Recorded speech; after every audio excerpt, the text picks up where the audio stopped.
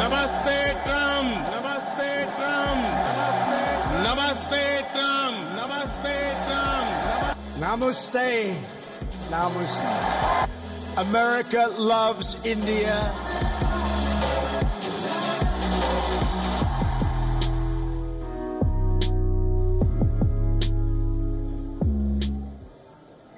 Let's now take you through the key takeaways from that joint statement that was delivered just a short while back by Prime Minister Modi and President Trump. The President reiterated the commitment towards fighting terrorism, and yesterday, while addressing more than 100,000 people in Ahmedabad as well, the President said that both the US and India had faced the threat of terrorism and were united in defending citizens from the menace.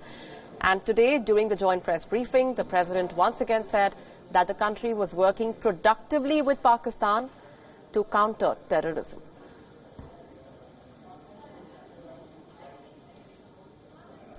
In our discussions, Prime Minister Modi and I affirmed our two countries' commitment to protecting our citizens from radical Islamic terrorism. In this effort, the United States is also working productively with Pakistan to confront terrorists who operate on its soil. Let's go straight across now to senior journalist Ahmad Shaheen joining us from Pakistan. Thanks very much, Ahmad, for speaking with us. I want to ask you to comment on the very fact that the President has not once but twice mentioned Pakistan in the same breath, spoke about how the two countries are working towards countering terrorism. It is a strong message that goes out to Islamabad, the very fact that this is a standalone visit by the American president, and every time Pakistan gets mentioned, terrorism follows. So that's something that remains a constant a message that comes in from the president. The president, as it is characteristic of him, is an overeager, self-absorbed military equipment salesperson. And let's dissect his statement. His statement is that it is because of him, it is because of Donald Trump, that Pakistan is taking action against terrorist organizations and terrorists originating from its soil. Then it's because of him that Pakistan and the US enjoy a great relationship. Now, when it comes to the Indian press and Indian people, what we're hearing is terrorism in Pakistan in the same sentence. That's the emphasis.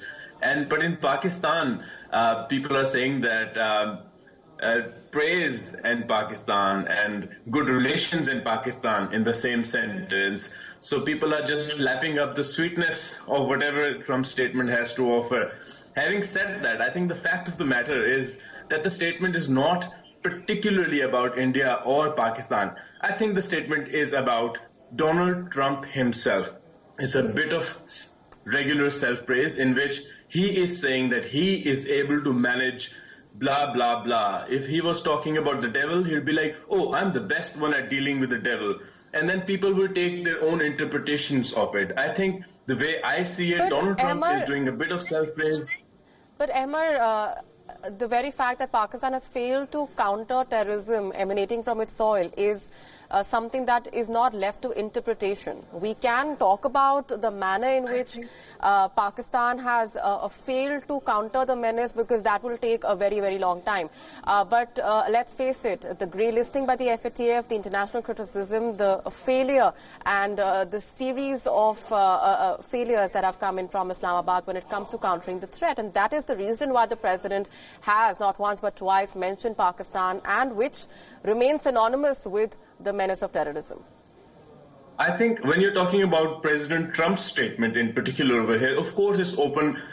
Interpretation is all that's happening, because what you're saying is that Pakistan has failed to counter terrorism. Now, without getting into the facts of that statement, keeping in mind that we're discussing the Donald Trump's statement on this, Donald Trump is saying exactly the opposite of what you're saying over here. So your interpretation of what Donald Trump is saying is completely... He is saying that the US and Pakistan are working towards countering terrorism. It is a message of sustained pressure on Islamabad, isn't it, Ahmad? Isn't it a message that Islamabad needs to... I think if you look at the words carefully, he's actually praising Pakistan's role against terrorism and saying that Pakistan and India, Pakistan and the US have a great relationship now thanks to him. He's actually trying to get everyone to praise him, how he and the Pakistani regime have been able to battle out terrorists. So he's not saying Pakistan is failing, and he's not putting any pressure in that statement about Pakistan, that Pakistan needs to do this. He's saying Pakistan is doing that. He is a salesman, and he will say something that anybody and everybody can get something out of. So the Pakistani media and the Pakistani government and the powers are rejoicing the fact that Trump is saying that Pakistan is taking great positive steps against terrorism. He's saying something for everybody. He's there, as you can hear his speech, he's talked about the helicopters that he wants to sell, the automatic machinery or the guns. He is a representative of the war machine, the war industry, and he will say things that Indians and Pakistanis and right about anybody, North Korea would be happy about as well, because his statements are going to be all over the place. So he is naming Pakistan and terrorism in the same sentence twice, but he is actually commending Pakistan without having any facts about how Pakistan is brilliantly dealing with these terrorists originating from its soil. I would love to know more about how Pakistan is brilliantly, as you say, dealing with the menace. I'll just come back to you. Anas, if I can get you onto this conversation. We were talking about the very fact that the president has twice brought up Pakistan and in the same breath mentioned terrorism. The strong signal that comes in for Islamabad, also coming at a time when it has just been once again grey-listed by the FATF, the global terror financing watchdog. It has faced sustained pressure from the international community on that front. Molly, taking what Ahmed has said forward, the Pakistani government is also maintaining these government sources, the topmost government sources that I spoke to. While we're yet to hear an official statement, Pakistani government is jubilant of the fact that there is an acknowledgement. This is what the Pakistani government sources have been maintaining. Political leadership at the highest most level have been maintaining, because they say that the Pakistani Prime Minister, the new Pakistani administration under Pakistani Prime Minister Imran Khan, they have never even once neglected or said or rejected the fact that there was terror not emanating from Pakistani soil. Be that be Pakistani Prime Minister going to the Council for Foreign Relations in the USA and admitting that yes, Pakistan had Al-Qaeda fighters, Pakistan had Tehreek-e-Taliban, and Pakistan had Afghan Taliban as well, and they gave shelter. Then in the same breath he had accused the American CIA. This is what the Pakistani government sources are saying. So the very fact that the US administration and somebody as senior as US President Donald Trump in the same sentence is saying that they're having a very good and positive relation with Pakistan, the Pakistani government sources are maintaining, and rather they're jubilant that this is an acknowledgement, quote unquote, this is an acknowledgement. Having said that, there was some disappointment on the part of Pakistan, given that there was trade that was talked about between US and India while Donald Trump making a statement while being in India. Then obviously there was no public mention of Kashmir. We have seen a statement from the Pakistani Foreign Minister Shah Mahmood Qureshi earlier in the morning today. It came on the same time while President Trump and Prime Minister Modi sat down at the Hyderabad House in New Delhi, and Pakistani Foreign Minister Shah Mahmood Qureshi had expressed his hope that the American president would be raising the issue of Kashmir. We saw him not raising that, at least yesterday, and even not today during the joint press conference. Now all hopes are pinned down at that a standalone presser by the United States President Donald Trump around 4:30 p.m. Pakistan time, and Pakistan would be closely monitoring that. Each and every word is being assessed, each and every move is being assessed. We understand that the statement from White House that was released that said that CAA and NRC would be talked about as well, and that has been a disappointment on the Pakistani front for now, at least, given that there could have been any discussions, if at all there would have been, but no public acknowledgement comes as a major disappointment for Pakistan. But on the front of terrorism,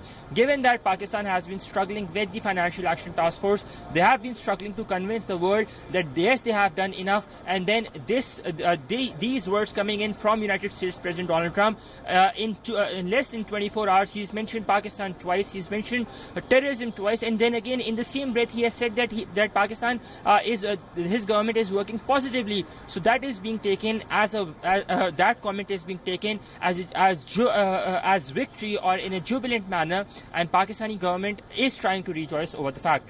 Yes, Molly. Right, but the fact remains, Anas, that this statement comes at a time when Pakistan has once again been grade-listed by the FATF, like I was saying.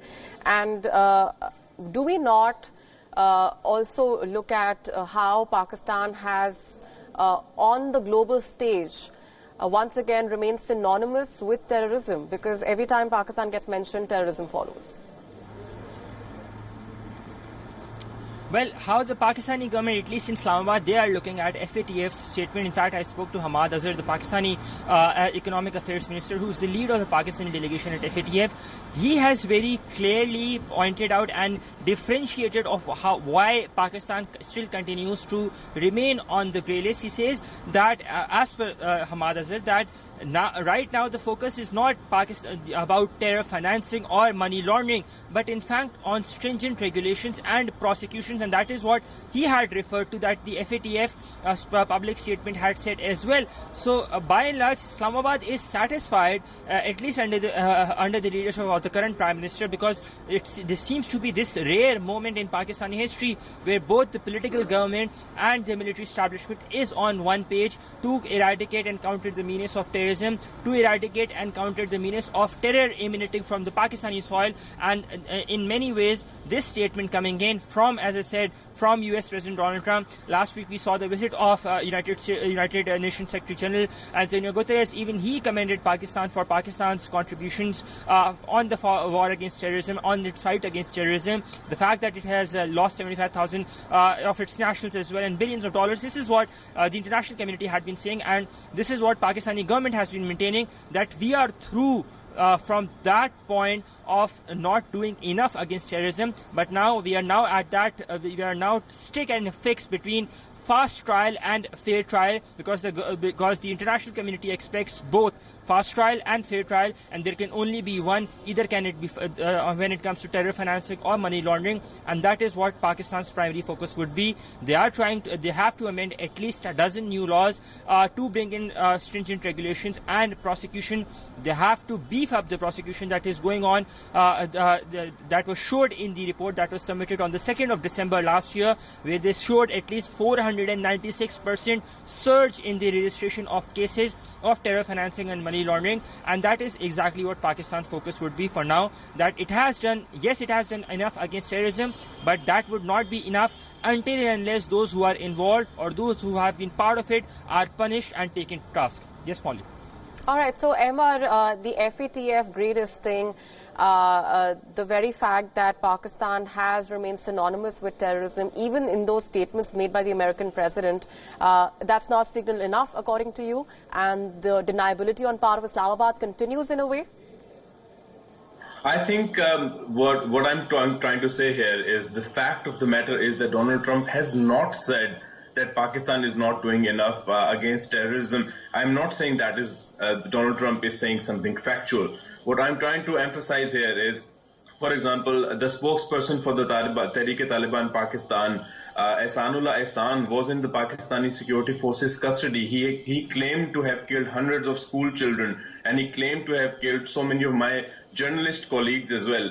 And within the custody, he was allowed to leave the country. So what Donald Trump is missing, the thing is, it's not what we want him to say. Donald Trump is not talking about those terrorists being released.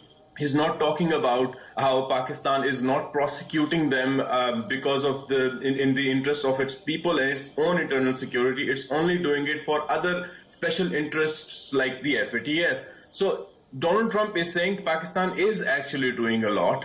And although I disagree with what Donald Trump is saying, but that is what he's saying. So I wouldn't be able to reinterpret it and say that Donald Trump is actually in a way criticizing Pakistan, because he's not. When he needs to put pressure and when he needs to have a very clear-cut stance, like the Western powers or the so-called civilized world leaders have always put pressure on countries like India and Pakistan to, not to take a very careful measure when it comes to human rights, to take a very stern action against terrorist organizations. But Donald Trump is simply not doing it. Just pretending that Donald Trump is saying that Pakistan is not doing enough on the terrorism front is pretending. He is not saying that. He is actually praising Pakistan. He is giving a bit of everything for everybody who wants to buy his helicopters.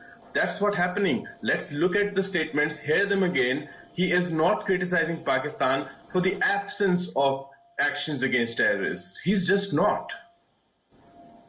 Well, so the interpretation might differ, and we've been getting in, of course, a series of opinions from across the world on that statement and what it means. Islamabad, how is Islamabad, Ahmad, viewing the overall visit of the American president and the fact that he has interacted he has already interacted with the Prime Minister, held those bilateral level talks. Now we will also see him interacting with the business leaders, the CEOs, and overall the optics of the visit?